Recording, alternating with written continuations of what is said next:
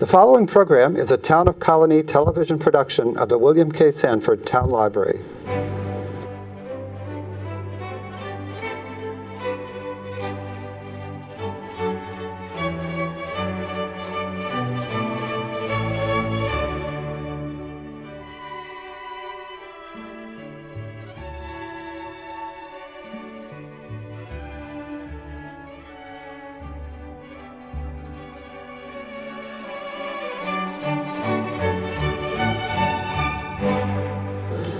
Good afternoon. Welcome.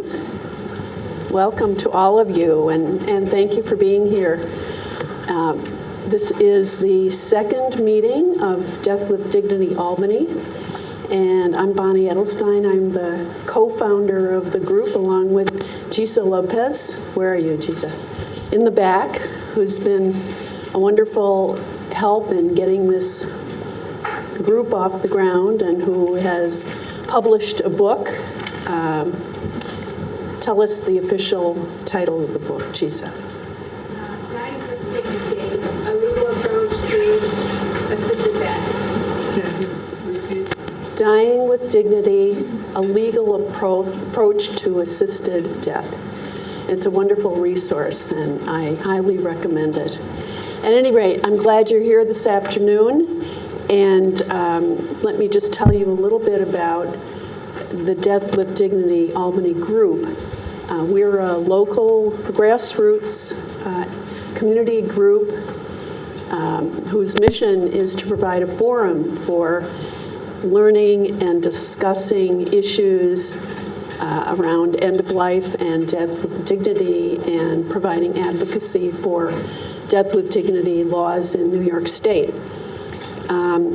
And we are an independent group. We are very supportive of groups like Compassion and Choices and End of Life Choices New York and Death with Dignity National Organization, but we are not specifically affiliated with any group. And the group is our email list, basically. It's you and our email list. So if you're not already on the email list, I encourage you to sign the list at the back of the room, and then you'll receive notices about our meetings and other relevant news and information.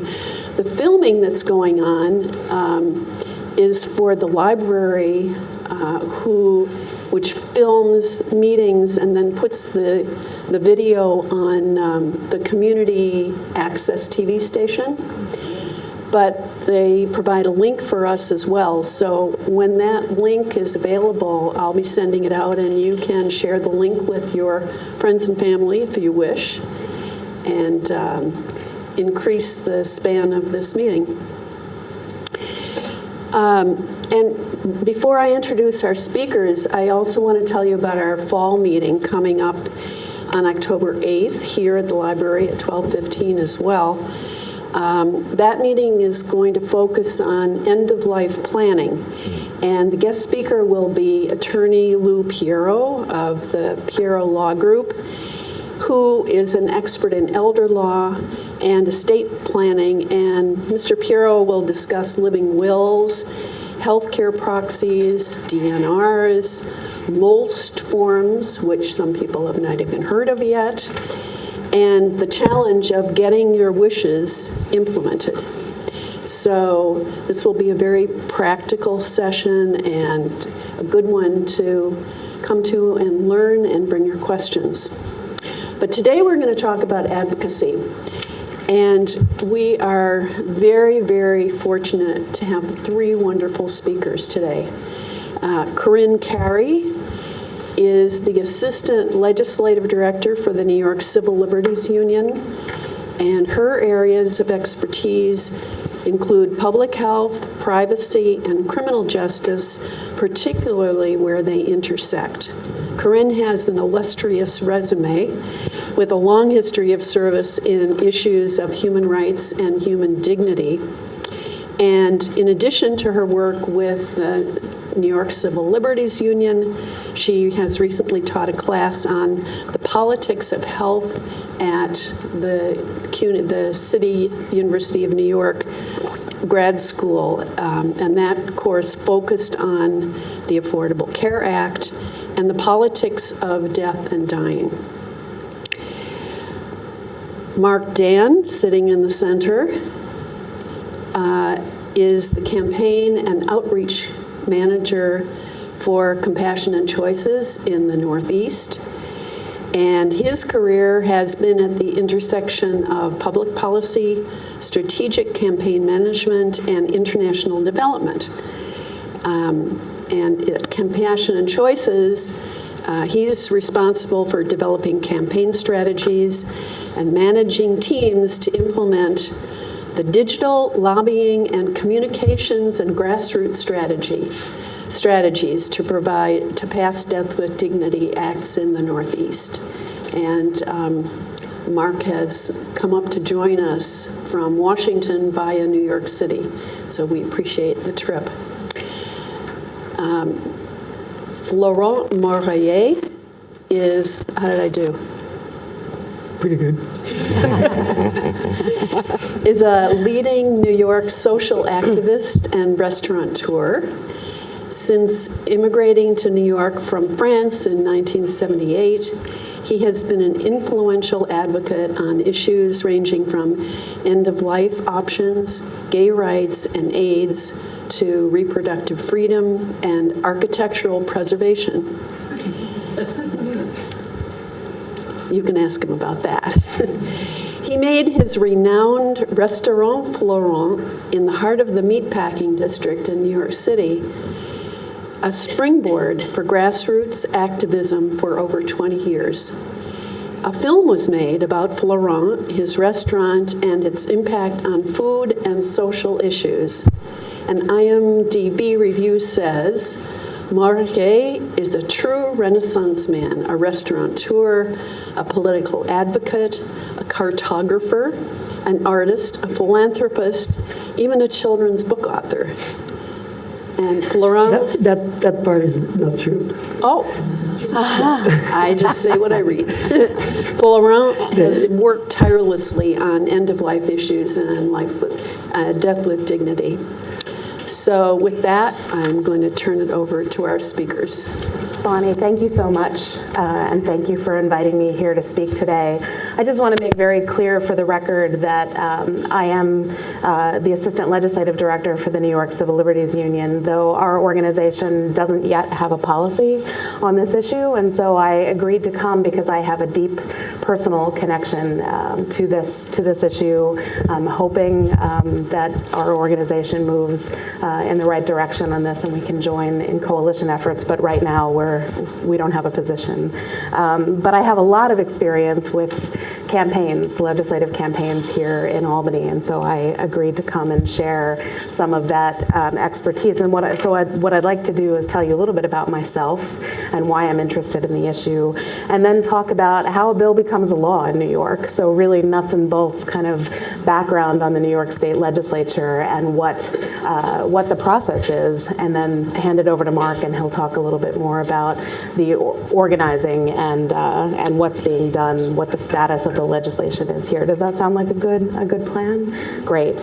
So I have a background in HIV prevention and harm reduction, and I've experienced both in my professional and my personal life a lot of death.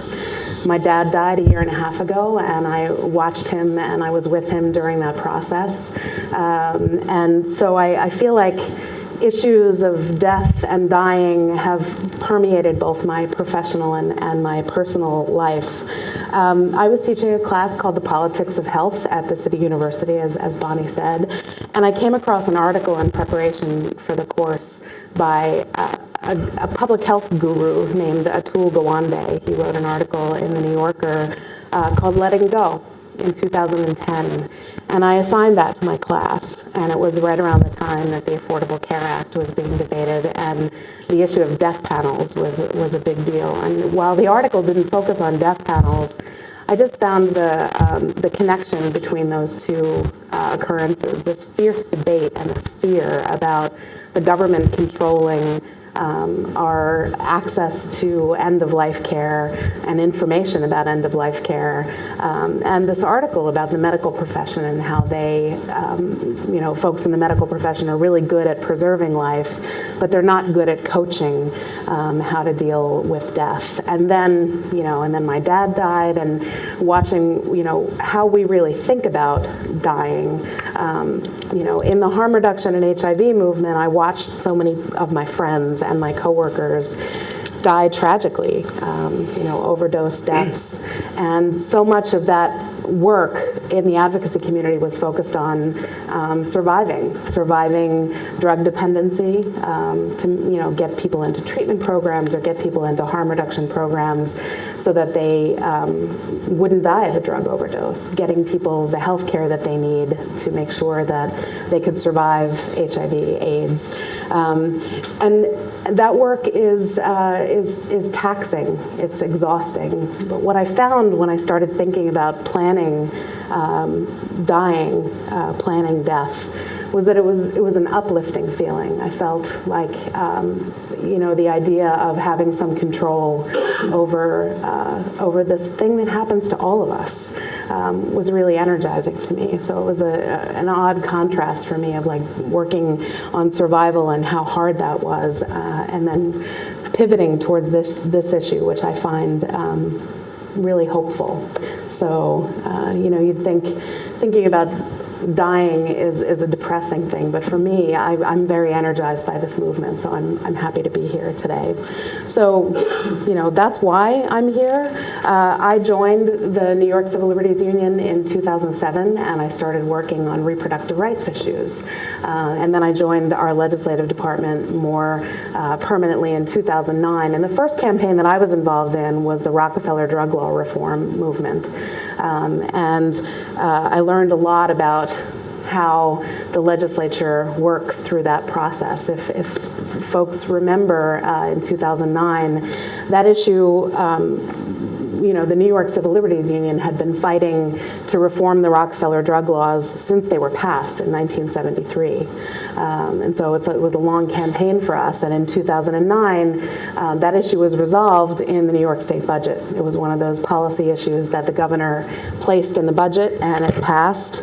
And a lot of the work was done behind the scenes.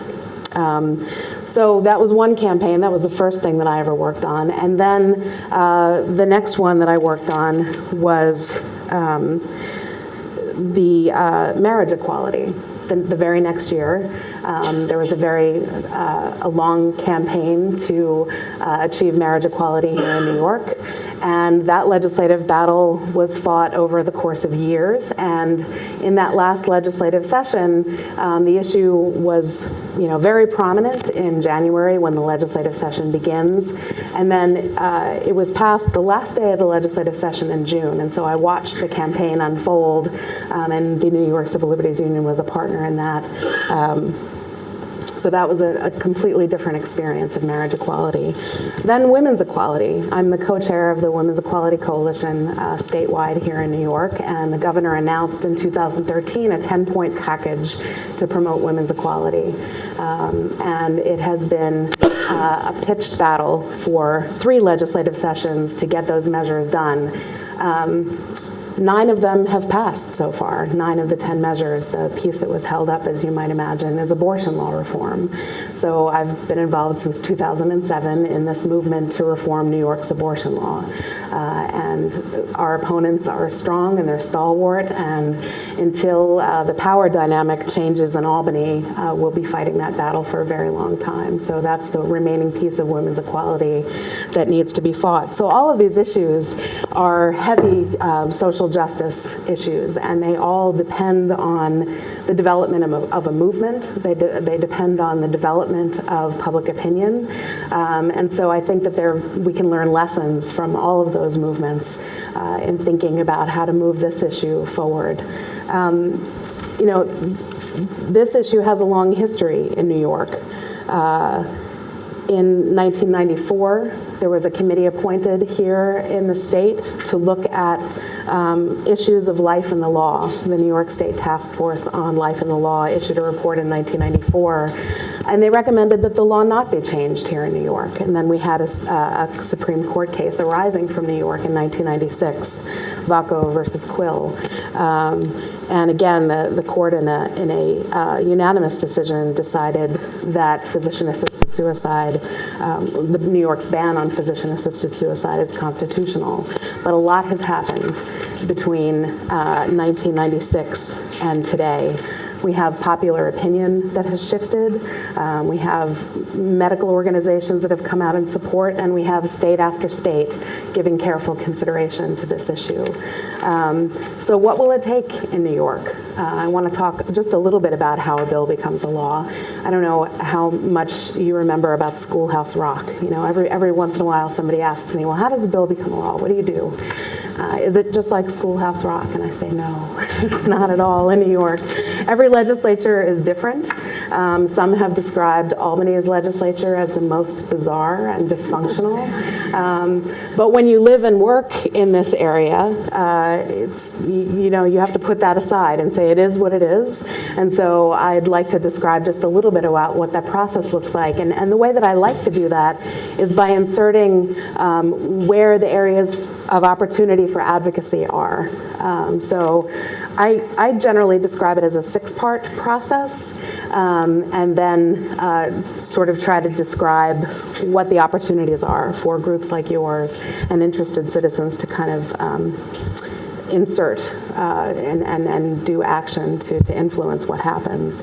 But it's also important to acknowledge what the structure of the legislature and the leadership is before doing that. So, we've got a very powerful governor in this state, and when he puts his mind to it, man, he can get anything done. But when he doesn't put his weight behind it, it really falls on advocates to carry the day. And when he opposes it, it's hard to get anything done. Paid family leave is a good example of that. The campaign for paid family leave has been active in New York for a decade. And just this year, the governor, said in public comments that Albany doesn't have an appetite for paid family leave. Well, groups had to mobilize very quickly after that and show that indeed there is an appetite for paid family leave in New York among women, even Republicans, the Independent Democratic Caucus in the Senate. Everyone started talking about paid family leave, and I think that we made tremendous strides this year because we jumped on that comment and organized and showed him that there was a groundswell of support. So the governor, the Senate is made up of, the Senate is controlled by Republicans now, but there's an Independent Democratic Caucus, a small group of 5 that have tremendous power and authority. And then the Democrats, who some say are poised to take over in the future. Who knows how long that will be? They had a brief moment of power in 2010 when some progressive stuff got done. But the process, and this is where I'll leave it, the process is that, there's an idea. Maybe it's an idea born from a popular news story or from movement in other states. And then there's a bill draft. And I think that that's where we are here in New York, because the next step is getting bills that match in both the Senate and the Assembly. Getting all legislators to agree that this is the version of the legislation that needs to move forward. And so during that process, it's important for advocacy groups to have their voice heard as to what the important elements of the bill are, who's covered. For example, in this case, under what circumstances should aid in dying be allowed or be enabled. And then there's the committee process, and people, I think, this is the 4th step, people think that there are endless hearings to solicit public opinion and really determine what the best approach is. And that's not true here in New York. The committee process is quite obscure, and there aren't very many public hearings. But you can press for them, and advocacy communities can ask for public hearings. And in fact, it doesn't have to be a hearing held by the legislature. There can be forums that look very much like hearings or that mimic a hearing process that can happen across the state. And then a record develops of what experts are out there and what public opinion is.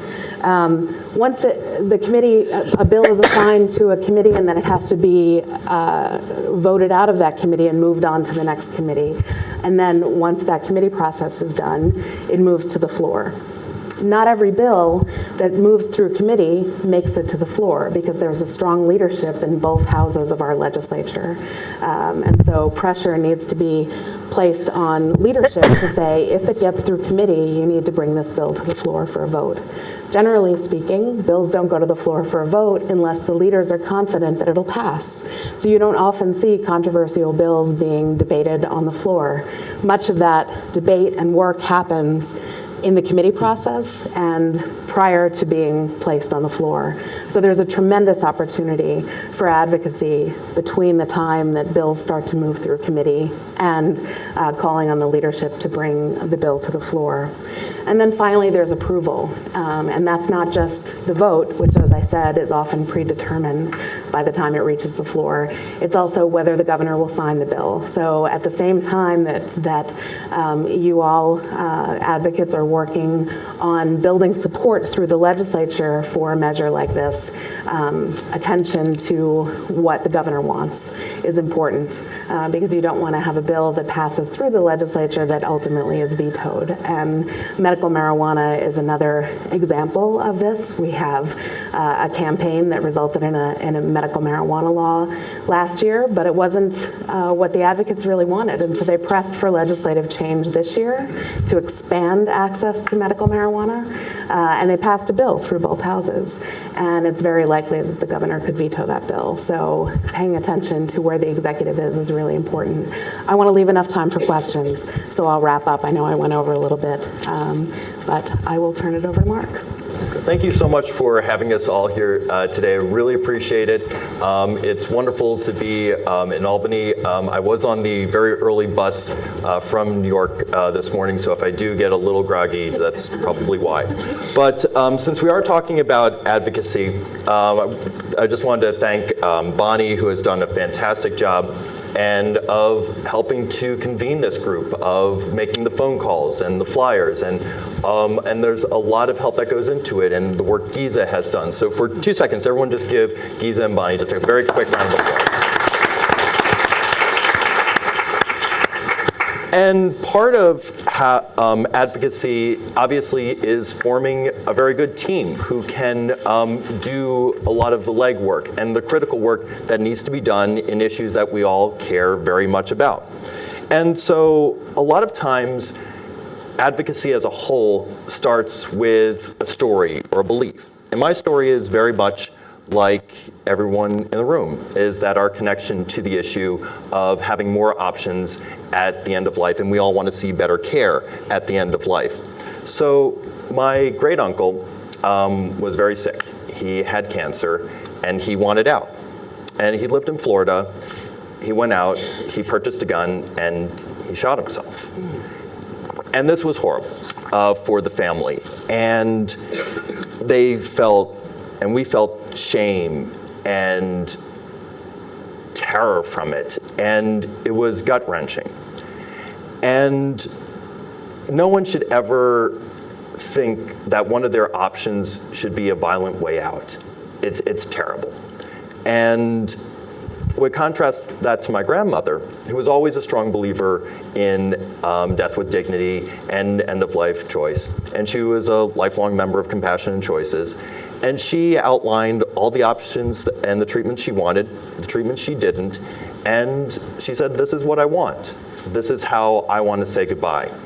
And sometimes it was a very hard thing to do for the family, but we knew this is what she wanted, and these were her wishes. And she was able to achieve a peaceful death on her terms, and that's what brought me into this issue, and why I enjoy coming out here, talking with folks, building the legislative strategy, and so we can all move forward together to achieve the goal of having more options at the end of life. And then in terms of how this, nationally, what's been happening, this time last year, we had 4 bills that were moving forward. Now we have 20.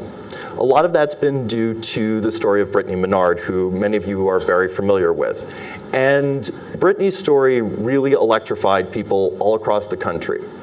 With Compassionate Choices, the thing that we've been up to and building is building slowly and then expanding out, is that we've been developing our own internal process, developing our techniques, developing our own press shop. So we could tell Brittany's story with greater ease. We could bring people in, that our digital campaigns were working. So if Brittany's story happened 2 years ago, it wouldn't have had nearly the impact that it's having today. And so a lot of times with advocacy, we describe it as leaps and creeps. And sometimes in the creeping periods, it doesn't seem like there's a lot happening, but there's a lot of building that's happening and building those secure foundations. So when you do get those moments, you're able to advance them. And which brings us here in New York State of what happened. We had Senator Diane Savino, who said, you know, I want to move this. We talked a little bit earlier about the marijuana bill, that she was very instrumental in it. And with controversial bills, you need help. She needs all of us to advocate and go on lobbying days and to fill out the petitions and host house parties and talk to their neighbors and host forums. All of those things to do to get to educate legislators, educate our communities, and bring more people into the movement, that critical work that needs to be done. And without it, hard bills don't happen. So that's how we came in to play, and we certainly are very happy that she reached out to Compassionate Choices and that we're able to move this type of legislation forward. So what's happening in New York State is our strategy comes into 3 large boxes. The first one is more of our grass top strategy. So this would be partnering with groups like the ACLU, other organizations that have signed on to aid and dying legislation, that they've said this is absolutely permissible, such as the National Association of Social Workers, of developing a coalition of like-minded organizations to help drive this forward. This is one of the things that's fantastic about this issue, is that it has very high degree of support. Nationally, it's supported by about 70% of the population, and that's majorities of Democrats, Republicans, black, white, men, women, urban, rural, support this type of legislation. So being able to reach into those communities is a key part of that. And so as we engage the legislature, so gentleman in the back, his name is Patrick McCarthy. And so Patrick's job is to help us with particularly the Senate Republicans and helping with their education and helping bring our stories into it. So Patrick is a very strong component of that process. Another part of the grass top strategy is bringing in our religious communities. So that there are many people of great faith who support this. And we know that the Archdiocese is not thrilled with this piece of legislation. However, most Catholics, if you ask them, and we have the polling to prove this, support this legislation. And the reason, as we go back, people have stories. They understand that the options that are available at the end of life right now are not sufficient. And that translates into a very, very wide support. So we have lots of support from whether they're people who are Jewish or people who are Episcopalian and people who are Catholic. Senator Savino is Catholic. Our bill sponsor in New Jersey is Assemblyman Berzicelli. He is also Catholic. So so our coalition is very, very broad. And so part of that, again, the Grass Tops folks is bringing those folks together. Next component of that would be more of the grassroots strategy, and this is really important. So I see how many people were here for lobbying day a couple weeks ago? Yeah. So that was a key component of where we went out and spoke to legislators about the issue, why it's important, ideas that we have, and getting their feedback on it. Sometimes we find that when people hear about this, they're not sure what to think. But when they hear our stories, and as we move forward together, they understand this is my issue too. This happens to me, this happens to my family, and it's making those connections. And a lot of the scare tactics that the opposition throws at us, we know are nonsense. I mean, all of this has been widely disproven. Giza can probably tell you all the facts coming out of Oregon about one example. Okay, popular myth number one. It's this aid in dying is a weird process. Not true.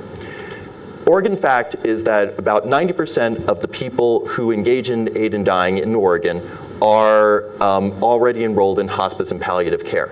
So it acts as a part of existing medical coverage. It's not outside of it, it's just simply another option along with palliative sedation or VSED or anything along those lines. So our goal with Compassion and Choices is to make it and integrate it into the medical system. So Giza and I are really good at trivia on the Oregon report, so we can probably wow you with that in the question period as well. And then, so we have things on the grassroots level. So lobbying day. We imagine now that the legislature is taking a pause, we'll be meeting with legislators in their constituencies or in coffee shops or with house parties. And I hope you will all be a part of that. We need you. We need your voices. We need your time. And building bridges within your communities. If you're a member of a faith-based community, we need you to engage those areas. If you are a member of a chorus, we'd love to have more activities with you. So think about, what are your social networks? Who else can be interested in this? And how can we move forward? So that's a very strong part. The next key component will be more doctor strategy. As we know, doctors play a very strong part of this. And we know there are some doctors who absolutely support this and some who are not thrilled. But doctors they have all of us as patients. I know a lot of people mentioned the Gwande book. And so you're starting to see changes in the medical establishment of how people and how doctors think about death and at the end of life. And we're really happy that as part of a national movement, we had a really big victory a few weeks ago, is that the California Medical Association, they used to be against aid in dying, they came out to a neutral stance. This is really, really powerful and removed a very, very significant obstacle. The Denver Medical Society came out for that. And we hope to, and part of our doctor strategy is we want to engage the medical society, doctors' communities, and we hope to develop a neutral position or even some of the counties to come out with favorable positions as well. To do this, it's going to take our top efforts, so probably doctors talking to doctors, other members of the community, more thought leaders in the community. But the big key is going to be our grassroots, the things that we can all do. So one of the projects that we've been able to do with Compassion and Choices in Connecticut is something called Ask Your Doctor. And so what we did is we sent out mailers to our supporters in Connecticut, and we said, all right, on your next appointment, we want you to ask your doctor. And I do this with my doctor too, is that I explain, this is what I do, this is what I'm very passionate about. Do you support this? If the answer is no, I find a new doctor. This is very simple. So, and if people start voting with their feet, guess what? That's going to create change. We saw it with maternity decisions. We can see it with end-of-life choices as well. So that's something we hope that will be happening in New York as well. So please, ask your doctor. Encourage them to sign up. We have a new program called Doctors for Dignity. This is a way doctors can can find out more about death with dignity and aid in dying, but also if they have questions on how do I treat patients, how do I work with them who are at the end of life, we're here to help. So, and that's also part of this as well, is that the core element of all of this is better care at the end of life. So we have our 1-800 number. And if you don't know about it, it's a free service that anyone can call, providers can call, and if you have questions about what are your options at the end of life, you can call them today if you wanted to and find out more about advanced directives. We're open, available to you. You just leave a message and someone gets back to you in about 24 hours. So please engage us. And so with that, we know that the legislative strategy, as we move forward, is going to have leaps and creeps. We're here for the long term in New York. We are very, very excited to be working with Death with Dignity Albany, and we hope there is going to be a lot more coming out of this, more groups being formed throughout the state. We're very, very excited to be here. And then for the next speaker to kind of talk about how all of this works together is Florent. And Florent is really, really cool and has a deep and has a really deep history with activism and making it sparkle and sexy and dynamic. And he brings a lot of joy, and especially, and he'll talk about how he developed this during the AIDS crisis, when there wasn't a lot of sparkle and joy. And so we're very lucky to have him here. So Florent, you're up.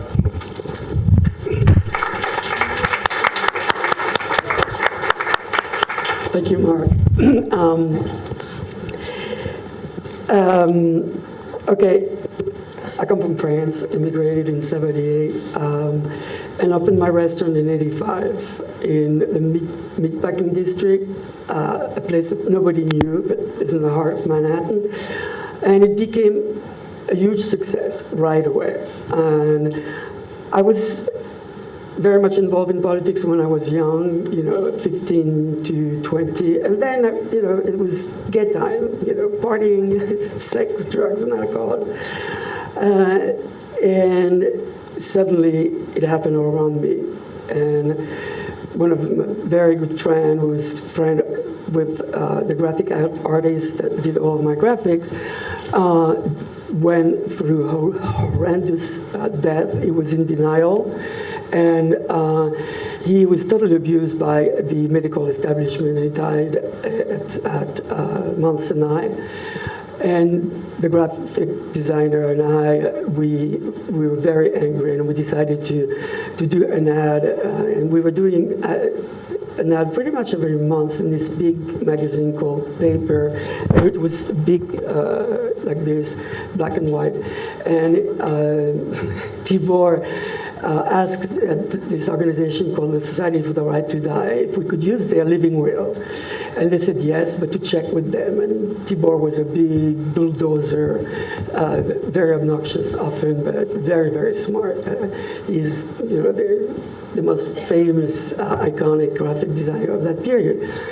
And we did this ad, and on the top you had little clouds with some ray of sunshine going through it, and it said the right to live, the right to die, and then you had the living will with a pair of scissors and dotted line, and it was a New York State, it was a valid living will that you could use, and at the bottom it said, and the right to choose from 20 entrees.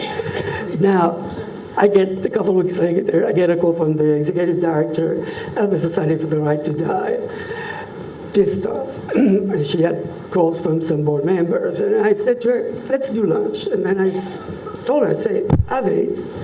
My boyfriend has AIDS.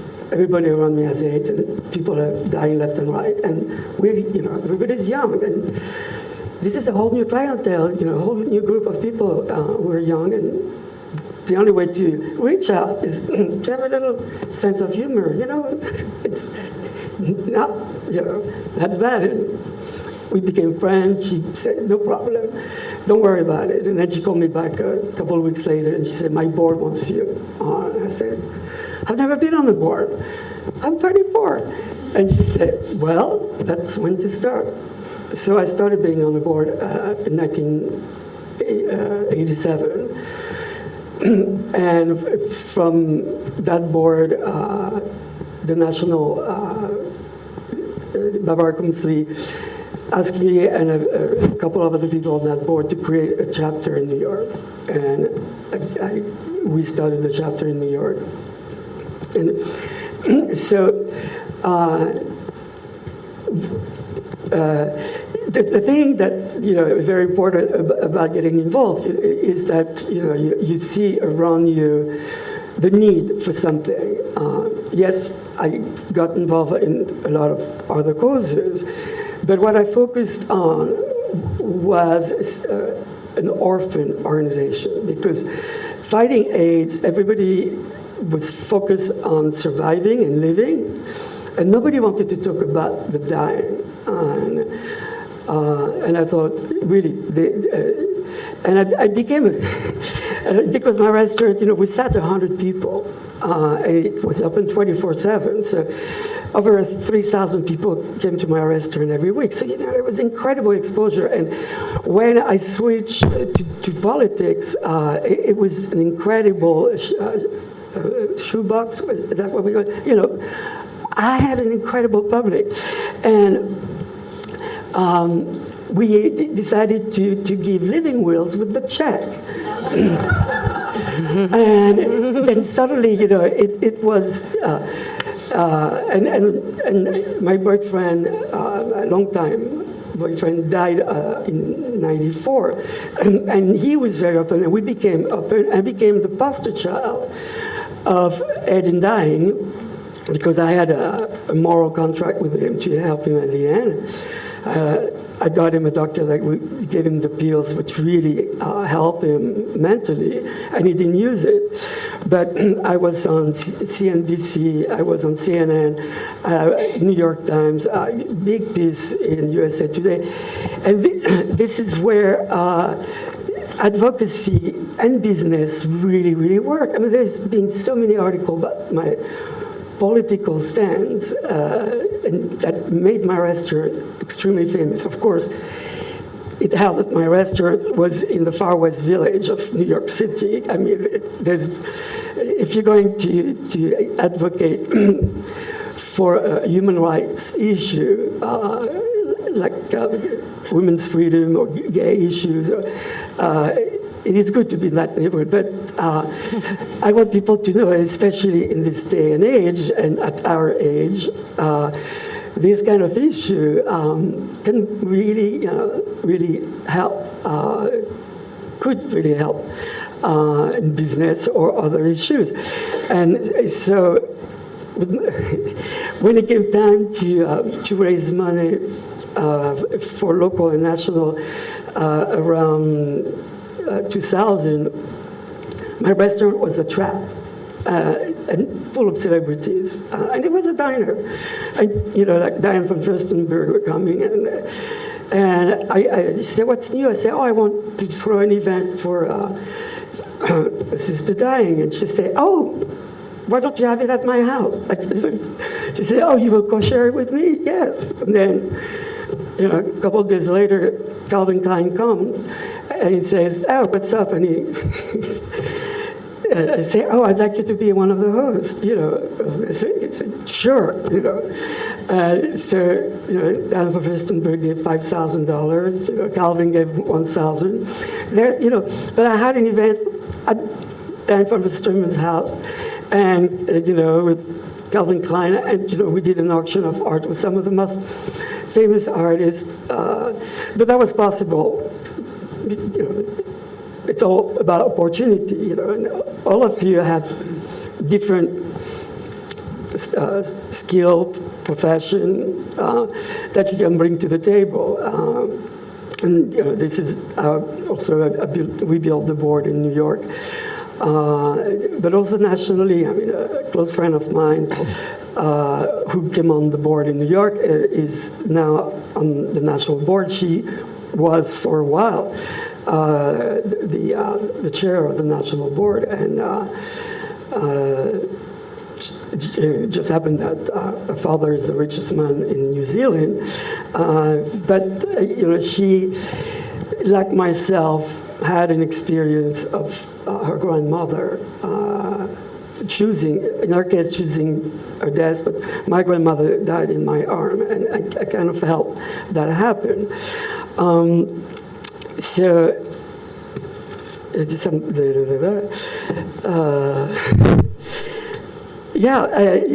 know, each one of you can bring something else. You know, together we're stronger. We're different qualities. And I had such a great time when I came to do the Advocacy Day, and I really look forward to come again and to work with you guys. Thank you.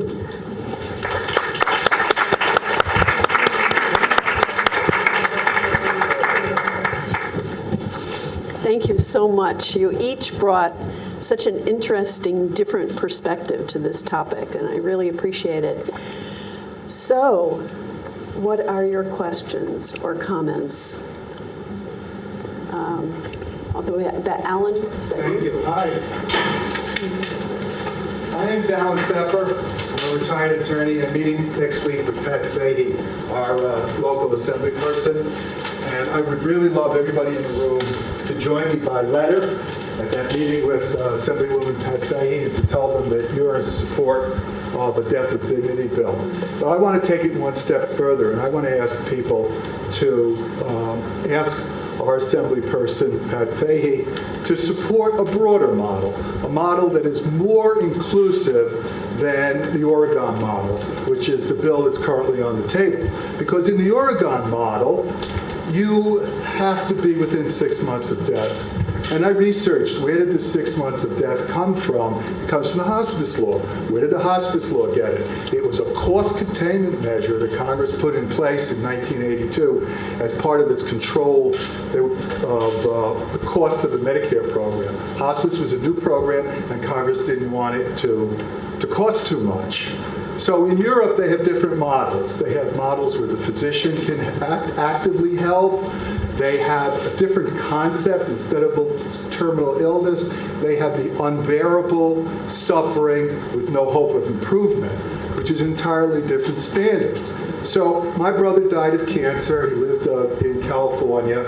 He had metastasized kidney cancer. It was in his bones and everything. And at some point, you know, the morphine and stuff just doesn't work anymore. And my first wife died of Huntington's disease, which my adult 34-year-old daughter now has.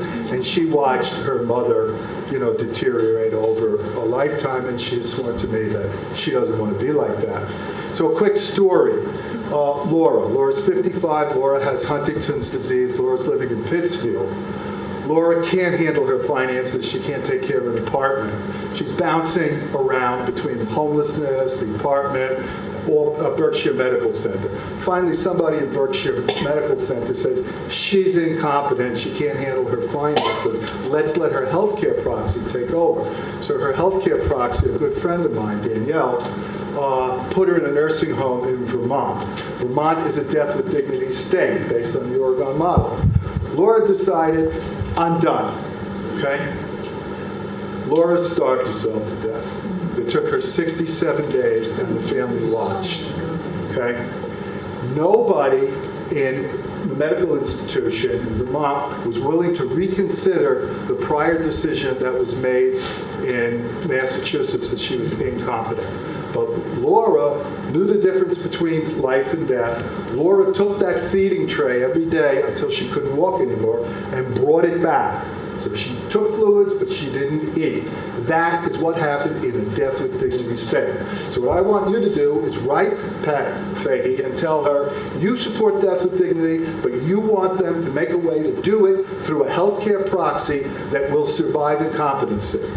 Because under the Oregon model, nobody with ALS, nobody with Alzheimer's is going to be eligible. And I don't know if you saw it or not, the Times Union did a piece on Alzheimer's, because June was Alzheimer's Month, in the parade section. And, you know, this one here on Alzheimer's, 1 in 6 women over the age of 60 will get Alzheimer's. Okay? So as you think about end of life, think about, you know, and Alzheimer's is a lot worse than just losing your memory. So think about other models. Somebody mentioned a course, if you're capable at the time, but isn't the simple solution the Dann? It's quick, it's efficient, it's reliable, there's no hocus pocus, no foolishness. It's messy. It's messy, but nothing's perfect. But isn't that the solution? I'd like to ask Mark to respond to that, since you've had personal family experience with it. Look, at the end of life, I'm not going to tell anyone what they can and cannot do. But my experience was very, very different. So talked about my great uncle. And so what I kind of left out is oftentimes at the end of life, you're not in great shape. Often it's someone who is older.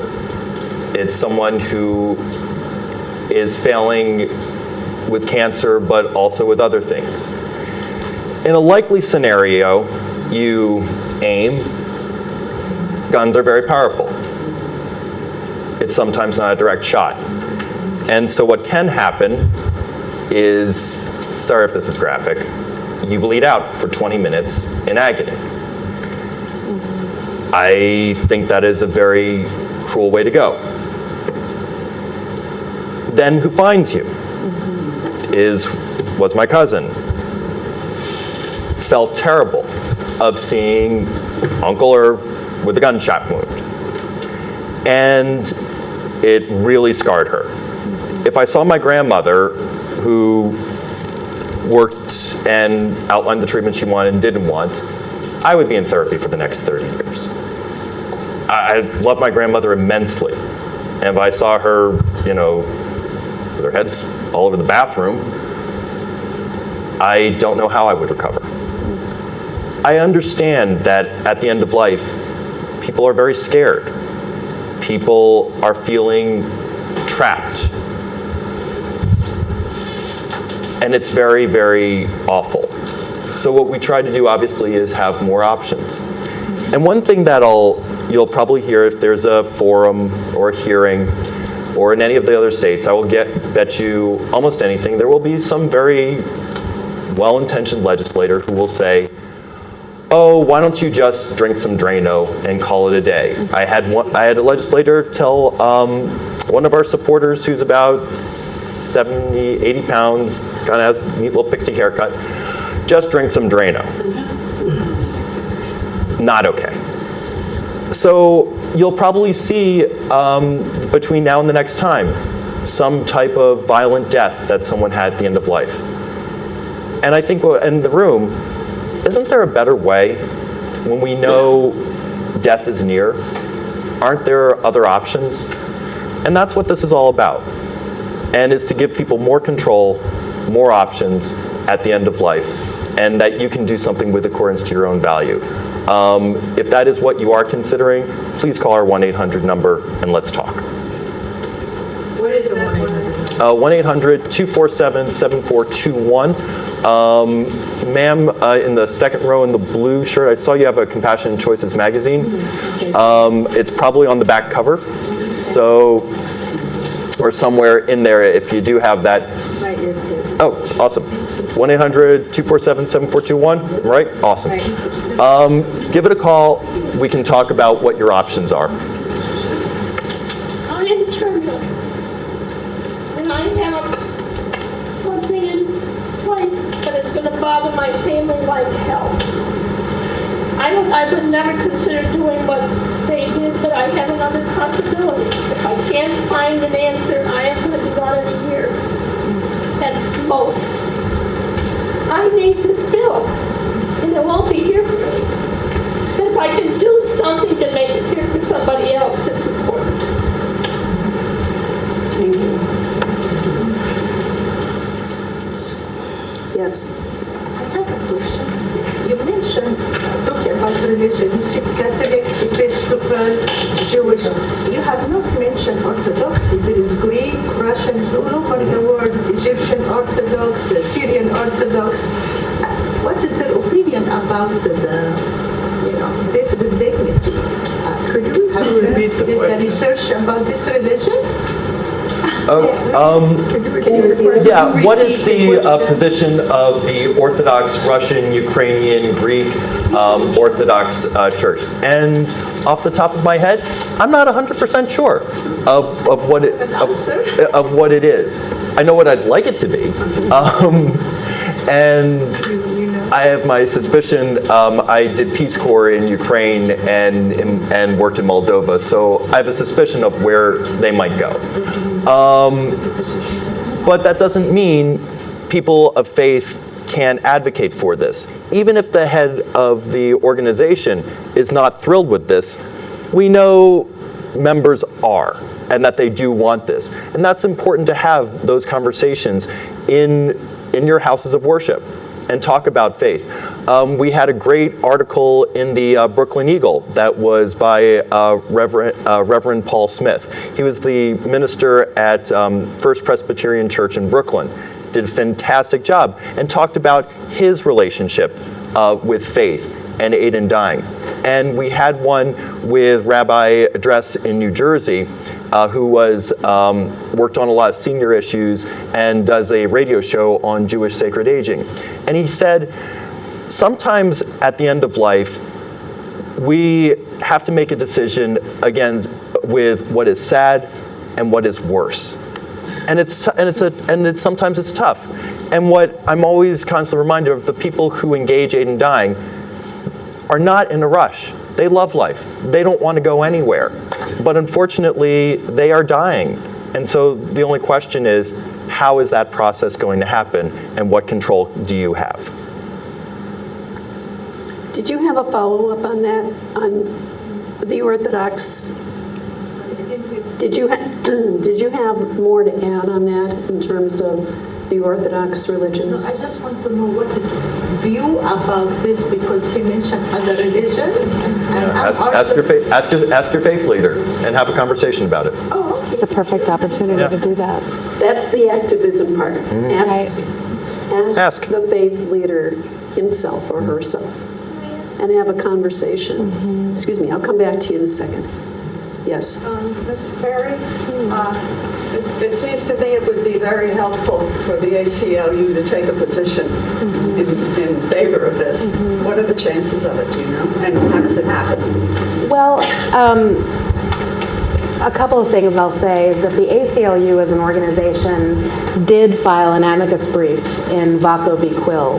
And I think it's, thinking about the New York affiliate is a separate organization, and so the NYCLU has to take its own position. And there will be meetings and there will be deliberation, and we'll look at the language in the bill that is on deck here in New York. We'll consider the options for expansion, and we'll probably set out a list of principles that we think any legislation that passes in New York should abide by. In 1996, the ACLU filed an amicus brief, and basically the position that they took is that the 14th Amendment permits, or the 14th Amendment dictates that mentally competent, terminally ill adults can choose to end their suffering. And I think that that's the starting point for the discussion. I think things are different in 2015 as they were in 1996. So I think that the discussion will be a valuable one. And one of the things that I'm considering is, we have 55,000 members across the state. Those are dues-paying members. We have about 100,000 followers on social media. And I think, one of the things that we might do is reach out to our membership and ask what they're thinking, because one of the things that I said when I spoke is that, we all, it sounds so simple, but we all experience death, our own and the death of those around us. And so I think that we should be thinking about what this means, and whether that's advanced planning through a living will or thinking about the terms of our own death. I think it's important to consider, and I bet that we'll get a lot of really interesting responses when we talk to our membership. Just one example of how things have changed between 1996 and today.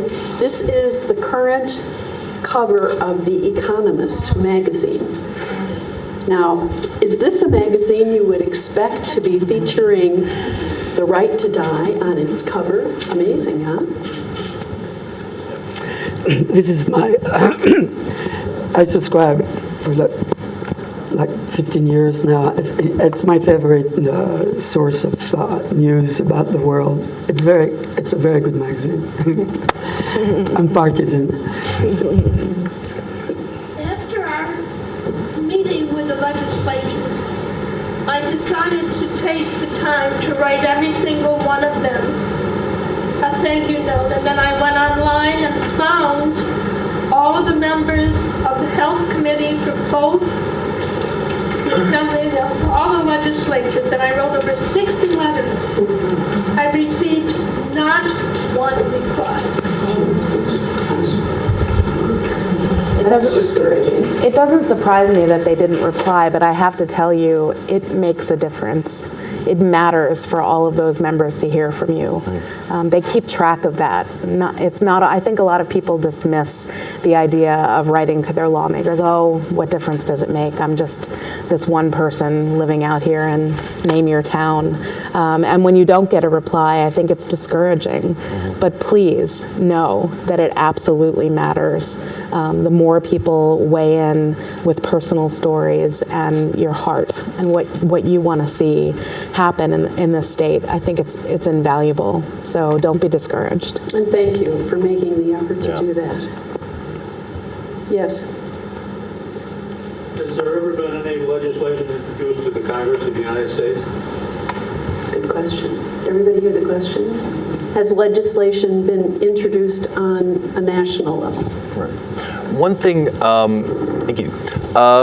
In terms of national, so a lot of our boundaries of where we work are established by the Supreme Court. And so in the Glucksberg decision, they said you do not have a universal right to aid in dying, but if the states want to make their own decisions, go for it.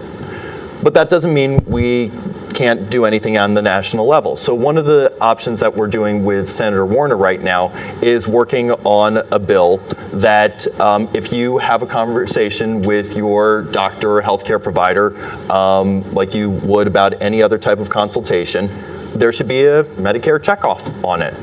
And so that way, look, doctors need to be compensated for their time.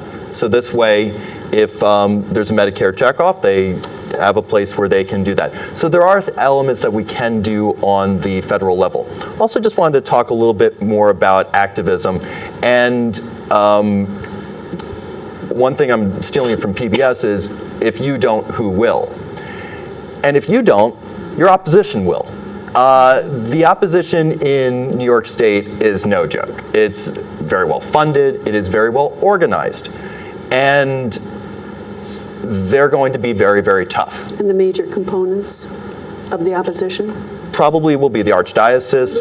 Yeah, I wouldn't say religion. I would say more of the archdiocese. But again, lots of people of faith. Part of our coalition, it will be the Unitarian, Reform Judaism, Conservative Judaism. Will be part of that. You will see more people and other people to ask your clergy member, ask your doctors, get them involved. So you're not in this alone. But again, they have a lot of practice with this in going up against many bills that lots of us care about. So yes, keep writing, keep showing up in Albany, keep talking. I'm not sure who was next.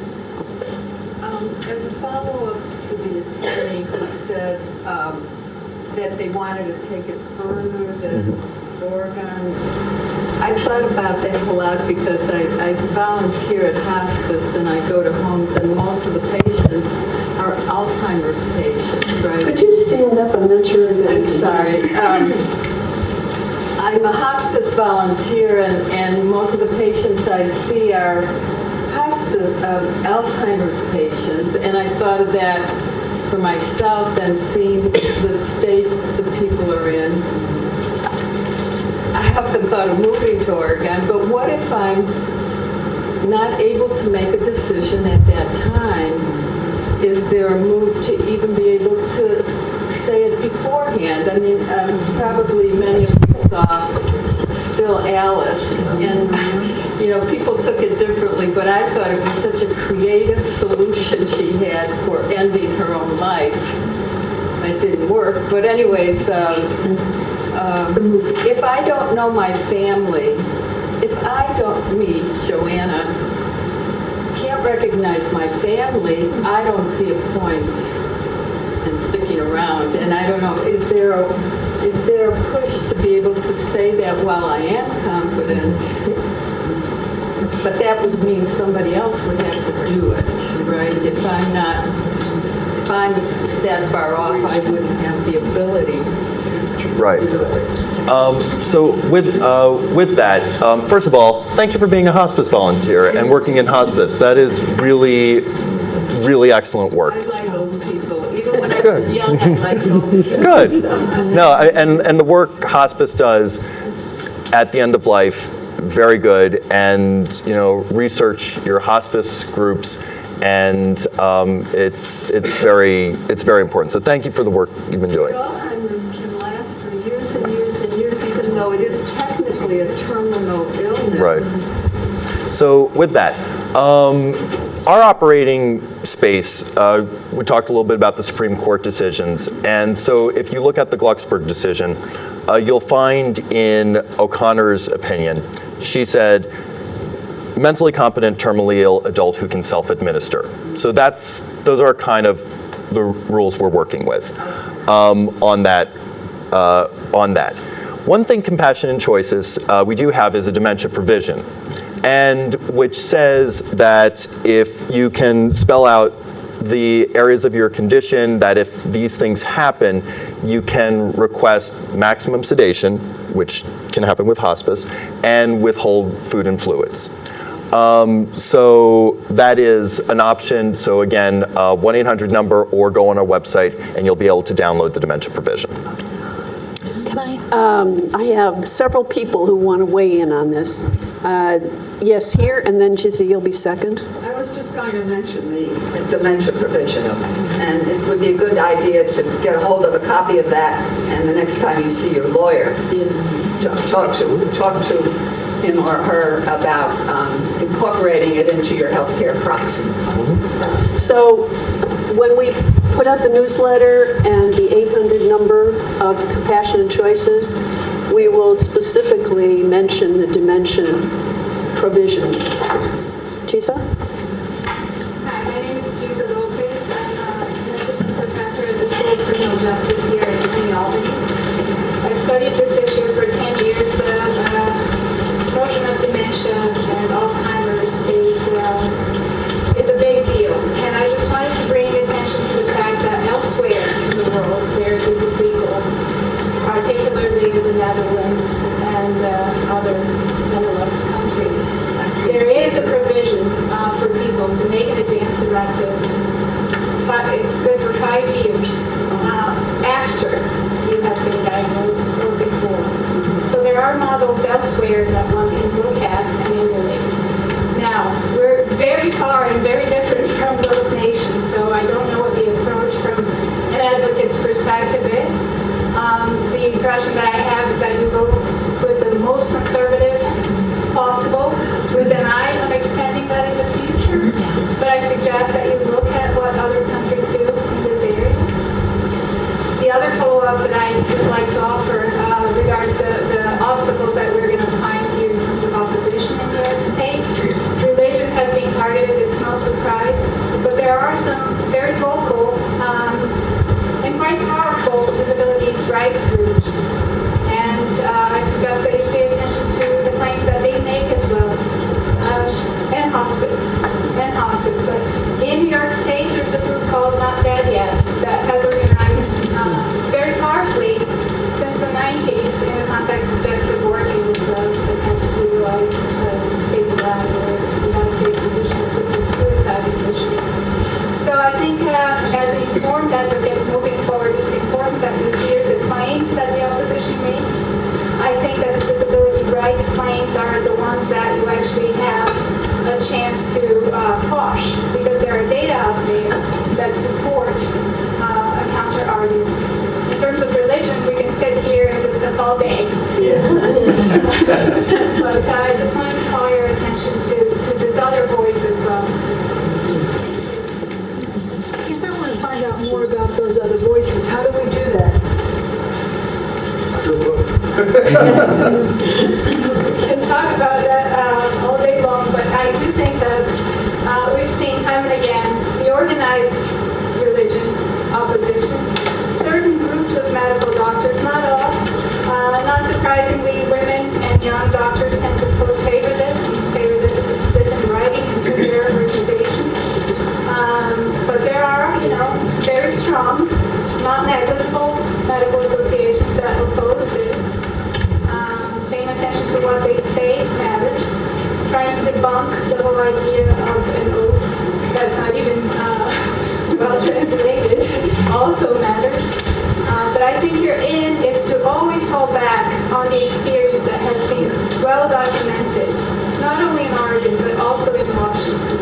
And always make sure there's a component to collect this type of information so that in the future you can refer back to it and say, well, if, all the accusations that have been made by the opposition that there would be abuse or that vulnerable groups would be more likely to be forced into making this position and so on. If you collect the information that shows that that's not the case, you can always go back to it. Some of the bills that we have currently in New York do not have that provision. I would suggest that becomes a part of it. In Vermont, initially, that was not part of the conversation. One of the arguments people make is that this should be your private decision between you and your doctor, right? Nobody should be collecting any of these data and so on. All the data are de-identified, and they help make this kind of case. They help us understand why people are choosing this, right? And they help you as advocates have a counter-argument to the folks that are trying to make the allegation, in this case, that the law hasn't worked and has put people at risk. Ideologically, who knows? But this is something that you have and that you can hang on to, and it's a tool. You shouldn't let it go away. Gisa, can we publish in the newsletter the information on your book and how to get it? Sure. It's very boring, very long, very depressing. Well, it's a little academic, It is. but it's a wealth of information. Yeah, it's a good resource. And so am I. If ever anybody wants to talk about it, you can find my number on the university's website. Happy to talk about this and other justice issues. Did you have something more? Or, okay. I have a different topic. I wanted to ask you a question. Does this group have an active lobby day that they organize and go down to the Capitol on? And if so, is it you that organizes that or who? We did have a lobby day last month that Compassion and Choices organized, and a number of us participated in that. It was really, it was interesting, it was fun, it was extremely eye-opening. Barbara, I know you were there, and a number of you were there also. Amanda was there. So is there another one planned that we could join?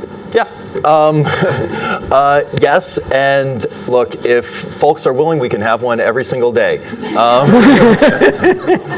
I don't know if Patrick's thrilled with that one, but the answer is yes, often, you bet.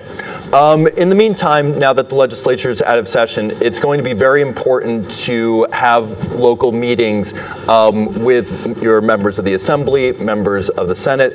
There are even resolutions that if you think your town is in favor of aid and dying, that you can say, yes, we support this. It's a good leverage tool to say, well, Senator so-and-so, the most, this town in your district thinks this is A-OK.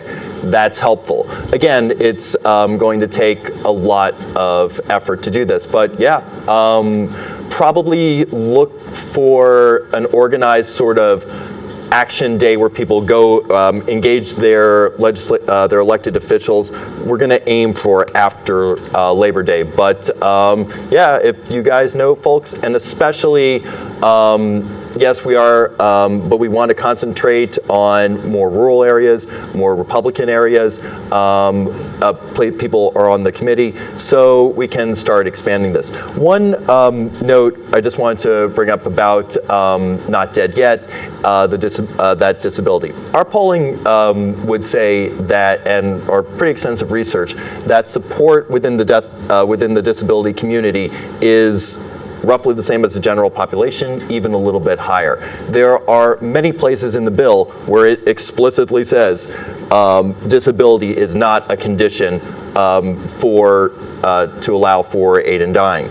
So, but I do understand is that oftentimes folks with a disability have had pretty subpar medical condition, and I understand it, but this is not that issue.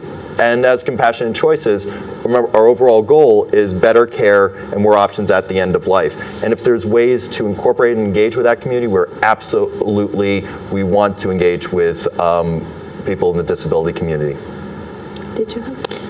Yeah, I wanted to go back to this. I wanted to go back to this question of the fact that the current bill language might not be as expansive as all of us would like. And I guess just a note of caution, with all of the issues that I mentioned when I spoke, Rockefeller drug law reform, making sure that we repeal mandatory minimums, even marriage equality, the Sexual Orientation Non-Discrimination Act, Women's Equality, each one of those bills could be better.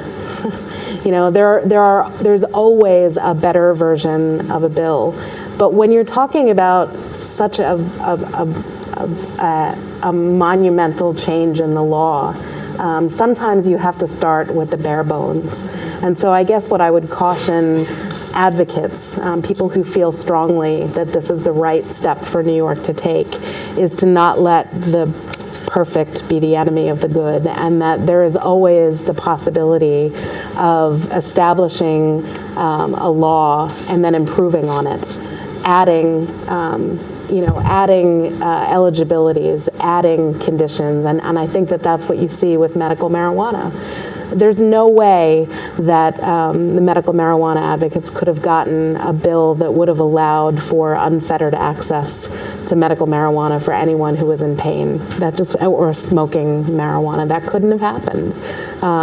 But I think that public opinion polls are that we need to start to deregulate marijuana, that it's caused more harm than good to lock people up for it, that it does help a vast number of people who are suffering with various conditions. But right now, it's really hard to access medical marijuana, or once it's up and running in 2016, it's going to be really hard. So there were a lot of advocates that said, let's not settle for that kind of a bill. But we had to start, we in New York, we had to start from somewhere. And so I just, I would urge us to not become one of those movements that gets split because we want to see something better than what is politically possible at this moment. So, yes. I just want to say kudos to the restaurateur. You haven't had many questions, but it would be nice if you could organize a chain of restaurants. That's a good idea. Restaurants are a lot of stress. We had... I wanted to say something about the lobby day. Compassionate and Choices has become much bigger than it used to be, and you can now hire lobbyists in the lobby firm that Compassionate and Choices is working with. It was pretty amazing, and also hiring staff like Mark, Mark blows my mind in the way he's talented, and the team that was in Albany that day, it was fantastic. I mean, it really made it fun because we prepared, and the woman who works for the lobby firm in Albany was great, and meeting Senator Savino. I mean, this woman, Republican from Staten Island, we were firing jokes. I mean, it was really, really great. So, really, come to Albany the next time the team is up, because it's really worth it. I think the people that were there, we all agreed. And I want to add one thing. I'm going to thank our panelists as soon as we end up here, but you can become a member of Compassion and Choices and still be a member of Death with Dignity Albany at the same time. I've been a member of Compassion and Choices for a long time, and you get a sense, if you don't already know, you can get a sense here today of what a wonderful organization it is. So stay with us, stay with Death with Dignity Albany, but consider being a part of Compassion and Choices and supporting them as well. I'm sorry, I missed. Can you I was little bit coming. And how does the health insurance feel about this? Are they aware of this? It could save money for the health insurance. Okay. In the bill, it's very, very clear that aid and dying has no impact on insurance contracts that are already in force. So probably if you do have a terminal illness, probably not to MetLife probably is not going to write you an insurance policy. We have not seen pushback from the insurance industry. In terms of cost saving, quite frankly, the way insurance and the way if someone is terminally ill, death is very near. It's very soon, sooner rather than later. What people are having now is a death that they don't want. It has tubes and pain and ICUs and overriding advance directives and unwanted treatment. As one of my friends said, there is no such thing as stage 5 cancer, and do you really need the extra shot of chemo on the way to the funeral parlor? Mm-hmm. So if you do what people want, I know we all have seen those things about the costs at the end of life and things, but if you do what people want, no more, no less, and we have a campaign of ending unwanted medical treatment, I think you're going to see very positive outcomes in terms of health, in terms of care, and in terms of how people say goodbye. And that's really, really important. So on our website, check out the campaign to end unwanted medical treatment. And you're going to see things such as the Warner Bill emerge on that. And as an organization, if you want every treatment known to man, go for it. If you want to curtail that, that's fine. That's your right too. We support your decision, your empowerment, and how you manage those options. It's up to you, your family, faith leaders if you so choose. And that's how we look at this issue. I'm going to take care of all these ideas that you suggested for dissemination through our newsletter, our email newsletter. But there's a piece up here about advocacy, which is another place where our group can really take some action. And the way to organize it, I have learned, is to have a smaller committee. We can't all do this together, right? Well, we can do it together, but we can't organize it together. So the way to organize it is to have a smaller group of people to create some plans. And what I'm asking you today is give this some thought, think about how much you would like to make your commitment come to life and what availability of time and resources you have personally. And after our meeting, if you feel that you can spend some time in helping us to organize, come up and just add your name and your email to this advocacy committee, and we can get started with it. One more thing, and then we're going to wind up. Eleanor, I promised Eleanor she would have a moment to... Thank you.